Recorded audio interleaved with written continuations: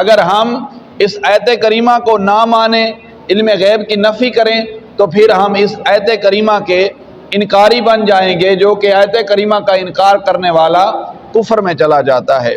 تو لیکن بعض لوگ حضور کی شان میں گستاخیاں کرتے ہیں، حضور کی شان گھٹانے کی کوشش کرتے ہیں، لیکن ان بدبختوں اور بد نصیبوں کے گھٹانے سے رسول اللہ کی شان کبھی گھٹ نہیں سکتی۔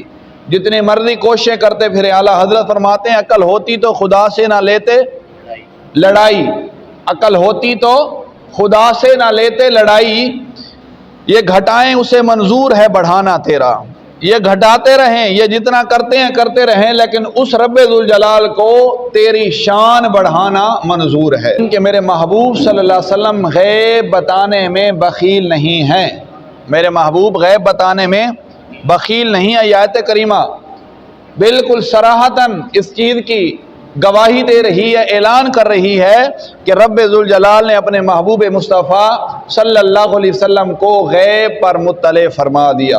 اللہ تعالیٰ نے فرمایا کہ میں نے اپنے نبیوں رسولوں کو جس کو چاہا، جتنا چاہا، جس قدر چاہا، انہیں علم غیب پر مطلع فرما دیا۔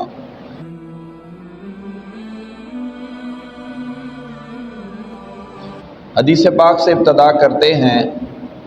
مشکات المصابیح کی حدیث مبارکہ ہے، ام فضل بنت حارث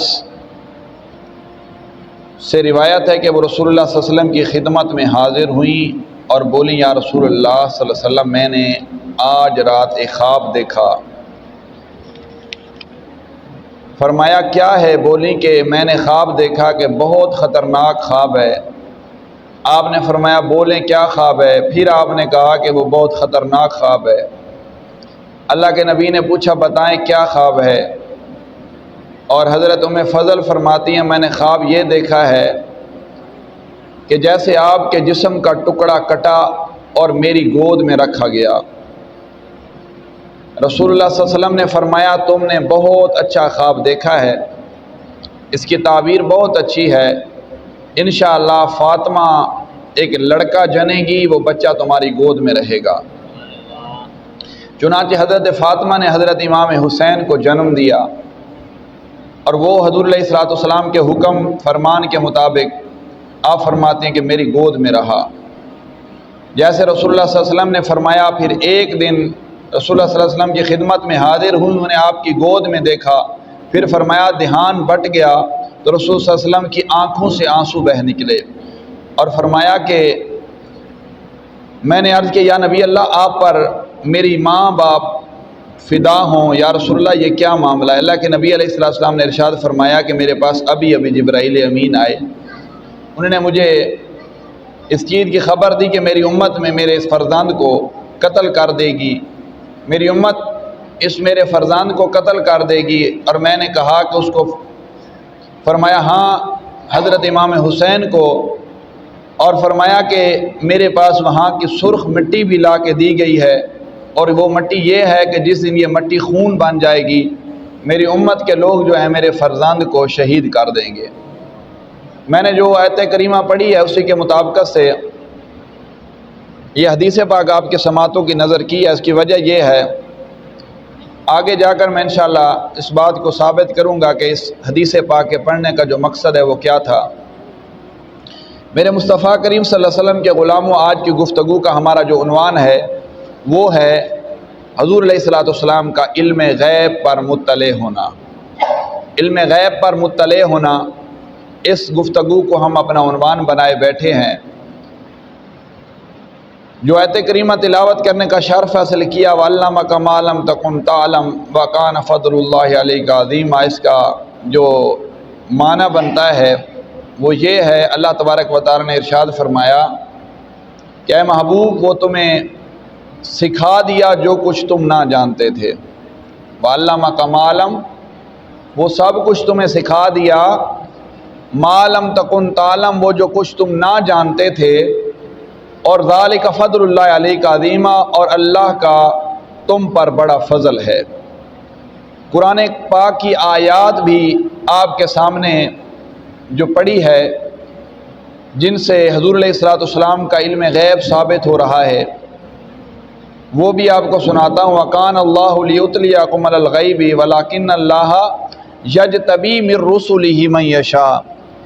اللہ تبارک و تعالیٰ کی شان یہ ہے کہ اے لوگو، اللہ کی شان یہ نہیں ہے کہ اے عام لوگو تمہیں غیب کا علم دے دے۔ ہاں، اللہ تعالیٰ چن لیتا ہے اپنے رسولوں میں سے جس کو چاہتا ہے۔ اللہ تعالیٰ ہر عام بندے کو علم عطا نہیں فرماتا۔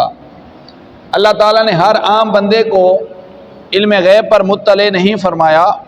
وَلَٰكِنَّ اللَّهَ يَجْتَبِي مِن رُّسُلِهِ مَن يَشَاءُ، لیکن اللہ تعالیٰ نے اپنے نبیوں اور رسولوں میں سے جسے چن لیا اسے علم غیب پر مطلع فرما دیا۔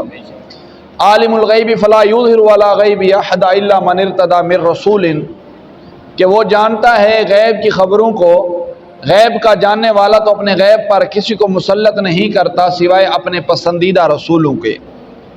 تو اللہ تعالیٰ ان آیات کریمہ کے اندر اپنے نبیوں کے اوپر غیب کا جو اطلاع دینا ہے، مطلع کرنا ہے، اس کا حکم فرما رہا ہے۔ اللہ تعالیٰ نے فرمایا کہ میں نے اپنے نبیوں اور رسولوں کو جس کو چاہا، جتنا چاہا، جس قدر چاہا، انہیں علم غیب پر مطلع فرما دیا۔ سر عرش پر ہے تیری رہ گزر، سر عرش پر ہے تیری گزر، دل فرش پر ہے تیری نظر، ملکوت و ملک میں کوئی شے نہیں وہ جو تجھ سے عیا نہیں۔ قرآن کریم کی ایک اور آیت سنا، اللہ تعالیٰ نے فرمایا ما هو علی الغیب بدنین، کہ میرے محبوب صلی اللہ علیہ وسلم غیب بتانے میں بخیل نہیں ہیں۔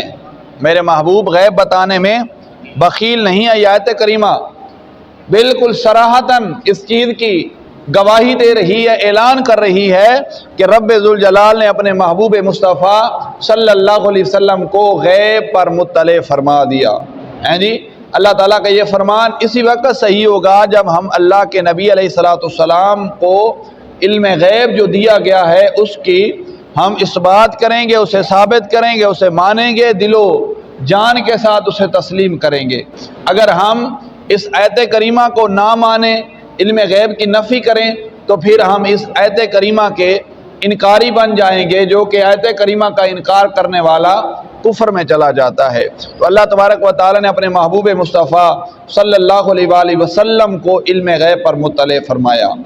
اب قرآن کریم سے حضور کے فضائل اور کمالات ثابت ہو رہے ہیں، تو لیکن بعض لوگ حضور کی شان میں گستاخیاں کرتے ہیں، حضور کی شان گھٹانے کی کوشش کرتے ہیں، لیکن ان بدبختوں اور بد نصیبوں کے گھٹانے سے رسول اللہ کی شان کبھی گھٹ نہیں سکتی۔ جتنی مرضی کوششیں کرتے پھرے، اعلیٰ حضرت فرماتے ہیں عقل ہوتی تو خدا سے نہ لیتے لڑائی، عقل ہوتی تو خدا سے نہ لیتے لڑائی، یہ گھٹائیں اسے منظور ہے بڑھانا تیرا، یہ گھٹاتے رہیں، یہ جتنا کرتے ہیں کرتے رہیں، لیکن اس رب ذوالجلال کو تیری شان بڑھانا منظور ہے۔ تیرے محبوب صلی اللہ علیہ وسلم اور میرے محبوب صلی اللہ علیہ وسلم کی شان اللہ تعالیٰ کو بڑھانا منظور ہے۔ یہ جو مرضی کرتے رہیں یہ کچھ نہیں کر پائیں گے۔ اگر اللہ تعالیٰ نے اپنے محبوب کو کمالات عطا فرمائے ہیں تو وہ کمالات ان کے گھٹانے سے کبھی گھٹ نہیں سکتے، بلکہ رب ذوالجلال نے فرمایا محبوبہ ہم نے تیرے ذکر کو پہلے سے بھی زیادہ بلند کر دیا ہے، اور یہ ایسا زمانہ ہے، ایسا وقت ہے، ایسی مدت ہے، ایسی گھڑیاں ہیں کہ جو گھڑی حضور علیہ السلام پر آئے گی وہ پہلی گھڑی سے زیادہ بہتر ہوگی، اور ہر آنے والی گھڑی میں اللہ تعالیٰ اپنے محبوب کا ذکر اور بلند کرتا جائے گا۔ تو اسی طرح میرے مصطفیٰ کریم صلی اللہ علیہ وسلم کے غلام و حدیث مبارکہ ہیں جی، اور کثیر آیات کریمہ سے اس بات کا ثبات ملتا ہے کہ اللہ تبارک و تعالیٰ نے اپنے محبوب مصطفیٰ صلی اللہ علیہ وسلم کو غیب کا علم عطا فرمایا۔